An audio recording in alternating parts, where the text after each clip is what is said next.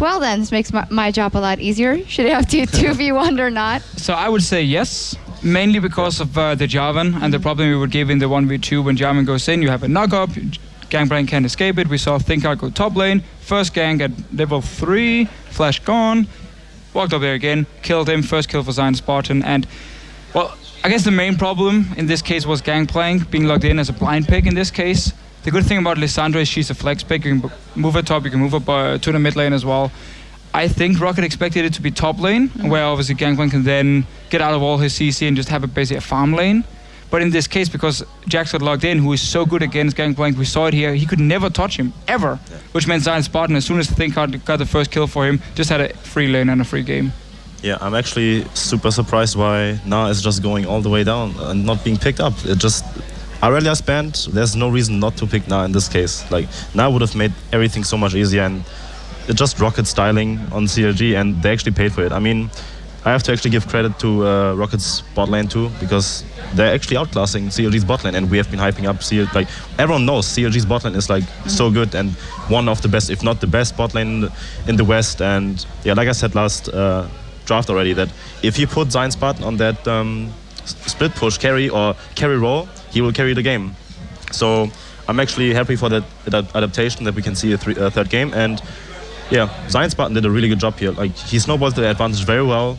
He did like one mistake by going in and then just blowing up instantly, his one death, but overall just very clean play. But yeah, I mean, in terms of area, like gameplay, CLG could have done a lot of things better, but they were more like not carried away by the fact that they had a gameplay on the other team. But it was just a bit sloppy, but then overall too overwhelming. Zion Spartan just destroying everything in teamfights. Zion. And also the Gangplank, there could have been a better adaptation because he was in teamfights. He just got blown up absolutely instantly. In the end, we do see some tankiness here, but throughout it was more static shift, Trinity Force. He's just gonna get blown up. Normally, when I've seen Gangplank top lane, you go like Iceborne Gauntlet, you put in a Frozen Heart, a Randon's Omen. I mean, you go for this tanky style of Gangplank here, where your job is basically to be as annoying as possible for the enemy front line, so the back line, so they can't kill you. You have to slow. You can even peel now for your own back line. And the problem for ROCCAT in this game really was they didn't have any engage. They kept looking for these picks, and it was a mess for them. It was like one guy going in, dying, then the second guy followed up and died. But also because Lissandra was in the mix, it's very hard for LeBlanc to jump in and actually start a fight, because if you get snared or ulted by the Lissandra, you will die instantly here. So overall, CLG had a very good draft. We talked about how the Jenna pick was super smart with the Jarvan here, knowing, okay, we can now get Lissandra as well. And Doublelift being removed from a I'm going to carry the whole thing type of carry and just placed on a Caitlyn, where your job is wave clearing, finish up team fights and kill towers. And it works super well for them. They played the correct roles and a super good draft. Yeah, I like the draft from CLG too. I mean, Lissandra mid lane, we said about, what is he going to pick against LeBlanc, because the draft was actually going very well in ROCCAT's favor, and then the random Gangplank. But I think the Lissandra mid lane was good.